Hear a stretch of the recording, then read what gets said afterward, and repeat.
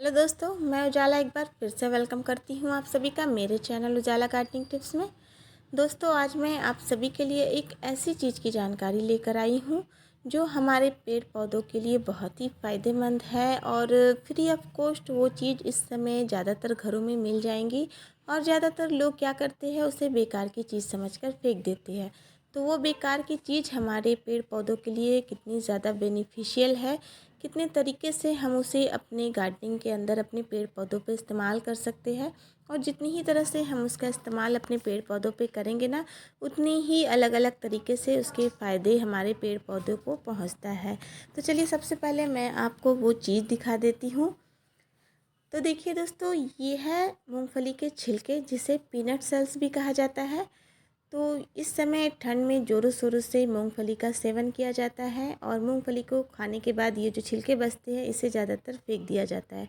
तो ये जो छिलके होते हैं ना, ये हमारे गार्डनिंग के अंदर बहुत ही ज़्यादा इस्तेमाल में आता है और बहुत ही फ़ायदेमंद होता है ये हमारे पेड़ पौधों के लिए। क्योंकि इसमें जो है ना, एनपीके पाया जाता है। एनपीके यानी नाइट्रोजन, पोटेशियम, फास्फोरस, कैल्शियम जैसे न्यूट्रिएंट्स इसमें पाए जाते हैं और ये तीनों ही चीज़ हमारे पेड़ पौधों के लिए बहुत ही ज़्यादा फ़ायदेमंद होता है। बहुत ही हमारे पेड़ पौधों को एक जो है ना, न्यूट्रिएंट्स चाहिए होती है अच्छी ग्रोथ के लिए। जैसे हमारे पेड़ पौधों को अच्छी फ्रूटिंग करने के लिए, अच्छी फ्लावरिंग प्रोड्यूस करने के लिए, अच्छी ग्रीनरी के लिए, या जड़ों को स्ट्रॉन्ग करने के लिए, अच्छी ग्रोथ के लिए, ये तीनों ही चीज़ चाहिए होती है, नाइट्रोजन, पोटेशियम एंड फास्फोरस।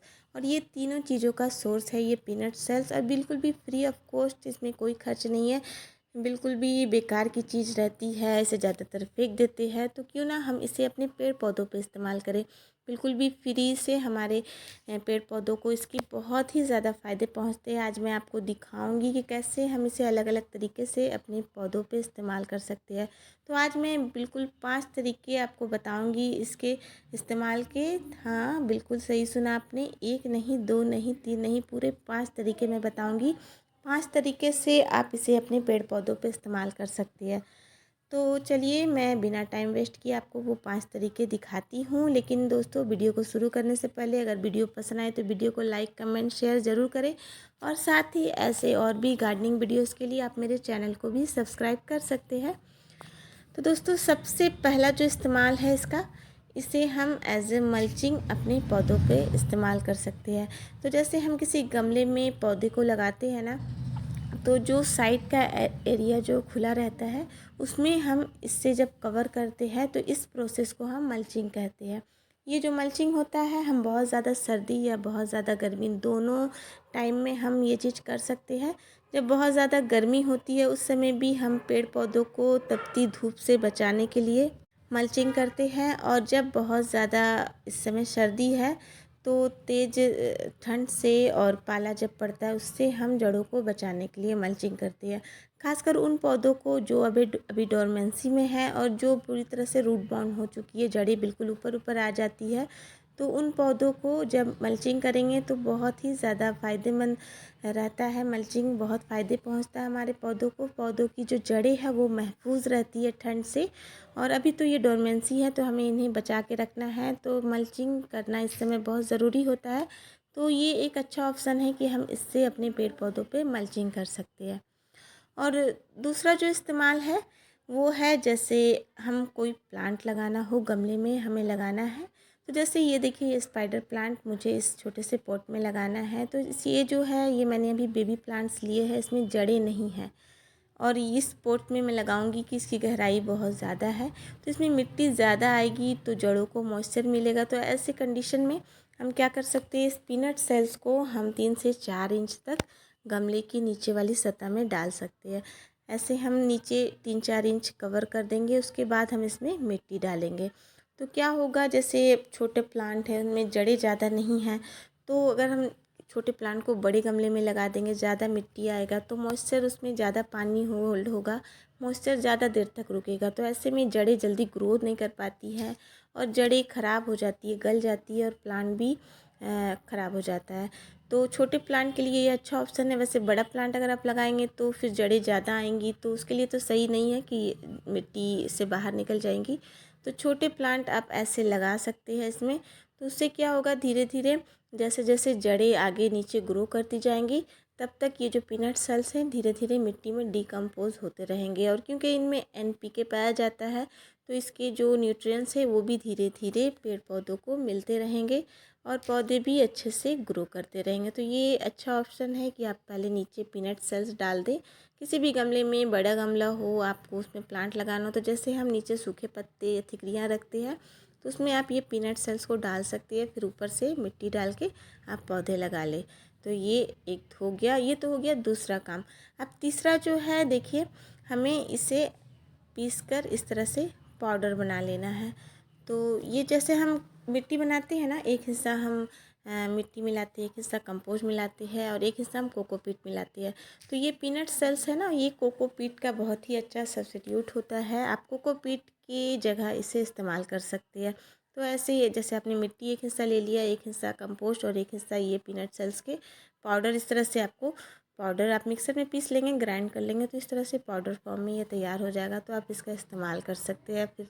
फिर डायरेक्ट जैसे किसी सीड्स को जर्मिनेट करने के लिए भी आप सीधे इसमें कोकोपीट में हम लगाते हैं ना, ग्रो करते हैं सीड्स, तो वैसे ही इसमें पानी डालकर फिर हम सीड्स को डालकर फिर से वापस सीड्स स्प्रिंकल करके वापस फिर से इस पीनट सेल्स को ऊपर से कवर कर देंगे।